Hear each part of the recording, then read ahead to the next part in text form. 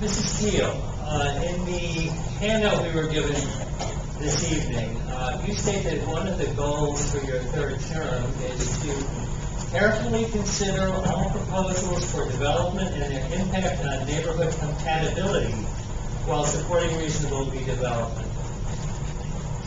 I'd like to know who, in your opinion, gets to decide neighborhood compatibility. Is it the city commission, the city manager, the buildings department, or neighborhood civic associations? And if you think it's a combination of all four, what weight would you give to each of those elements?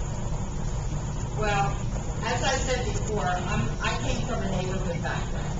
I was president of the neighborhood Sunrise Intercoastal for almost 10 years. And with a lot of challenges taking place because the intercoastal properties in my neighborhood look across the intercoastal onto the intercoastal overlook area, which is an area that is allowed to have intense buildings placed right up across from single-family homes. I think you're right. There's it's hard for me to tell you in a percentage point what is the most important.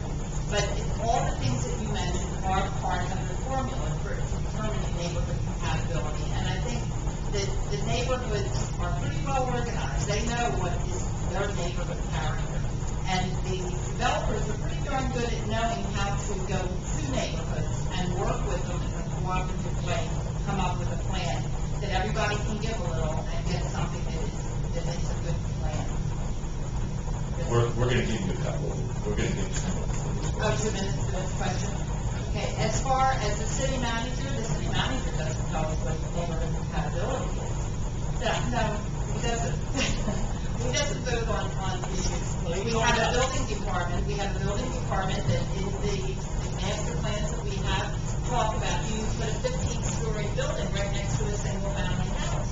Well, if you're living in that single-family house, you don't want a 15-story building right in your backyard. So there's a lot of different issues that we look at when we're looking at how much open space is there, what is the trade-off of someone assembling a lot of land and encroaching into single-family neighborhoods. But all this plays in this planning process. And we have a good planning department, and we've had a number of different charrettes and visioning workshops over the years and identified where the commercial areas are and all the different issues that have come over the years. The big thing was the mixed-use development. When that came in and PUD came in,